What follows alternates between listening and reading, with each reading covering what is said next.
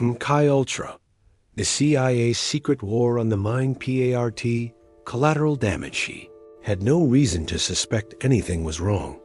He walked into the hospital hoping for treatment. Instead, he became a case study in an experiment he never agreed to. This was a recurring theme across the 1950s and 60s. Patients with mild depression or anxiety disorders admitted themselves to psychiatric care only to be drugged, restrained, and subjected to mind-shattering treatments under the umbrella of research. But they weren't being cured. They were being deconstructed. One of the most disturbing chapters in MKUltra unfolded at the Allan Memorial Institute in Montreal, Canada. Under the leadership of Dr. Ewen Cameron, patients were subjected to a process he called psychic driving. The method was simple, at least in theory. 1. Break down the subject's existing personality through high-intensity electroshock, drug-induced comas, and sensory deprivation. 2. Reprogram their behavior using constant repetitive messages played through headphones for days or weeks on end. This wasn't therapy. It was a form of mental annihilation.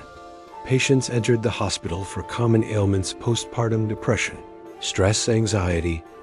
They emerged unable to recognize loved ones, speak coherently, or even function independently. Some lost the ability to read and write.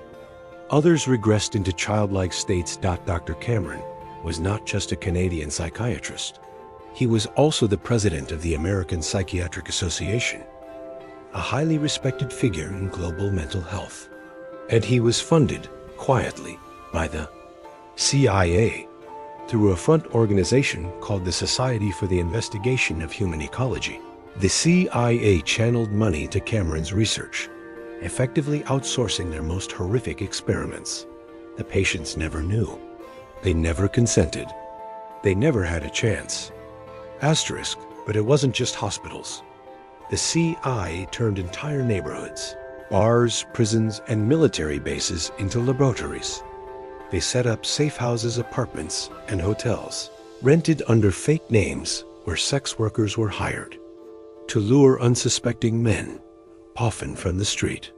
Once inside, these men were given LSD without their knowledge, observed through two-way mirrors while they lost their grip on reality. This part of the operation was called Operation Midnight Climax. CIA agents drank martinis behind glass walls while watching victims hallucinate, scream, panic, and break down. They took notes. They recorded audio. And then, when it was over, they simply let them go. No follow-up, no help, no apology. It wasn't about healing. It was about data. Even among the CIA's own ranks, no one was safe. Agents and scientists were dosed without warning, part of internal tests to gauge reactions. Some suffered permanent psychological damage. A few ended up hospitalized. One, Frank Olson, ended up dead. The logic was chilling. If these substances could disorient and destroy loyal American citizens, imagine what they could do to enemies. But the deeper question lingered. What kind of institution tests chemical warfare on its own people? Asterisk, by the late 1960s, cultural winds were changing. The counterculture movement, anti-war protests, and a growing distrust in government pushed MKUltra deeper into the shadows. Within the agency, some began to question the ethics, not just the effectiveness of the program.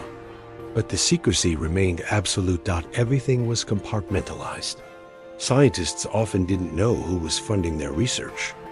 Subjects never knew who was watching. Records were falsified. Names were coded. Consent forms were forged or skipped entirely. Then, in 1973, just as the Watergate scandal began unraveling the White House, CIA Director Richard Helms issued a quiet order: destroy all MKUltra documents. Truckloads of files were shredded, burned, erased. The paper trail disappeared almost overnight, but not completely.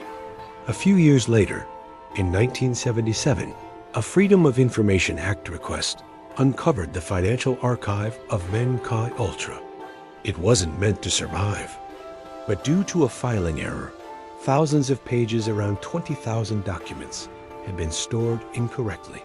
These papers, mostly budget requests and receipts, revealed names, locations, payment trails, and the sheer scale of the program. It was the key to opening the vault, and the public, once again, got a glimpse into the darkness. Congress held hearings. The media investigated. Victims came forward nervous, ashamed, confused, but willing to speak. They weren't just footnotes. They were people, and they had been erased. Asterisk, asterisk. The government offered settlements. In many cases, just a few $1,000s. No public apology. No trials. No jail time. Sidney Gottlieb, the man who ran the Ultra, retired quietly and lived in seclusion. Dr. Ewen Cameron died in 1967, never having faced a single charge. Other operatives faded into history. And yet, the damage remained psychological, emotional, generational. Children grew up with mothers who no longer knew their names. Wives watched their husbands spiral into permanent psychosis. Veterans returned. From service haunted by experiments they never understood. These weren't just cases. They were collateral damage in a war no one knew they were fighting. If this story moved you, don't forget to hit that like button, tell us where you're watching from in the comments, and most importantly, subscribe for more stories with powerful twists and unforgettable endings.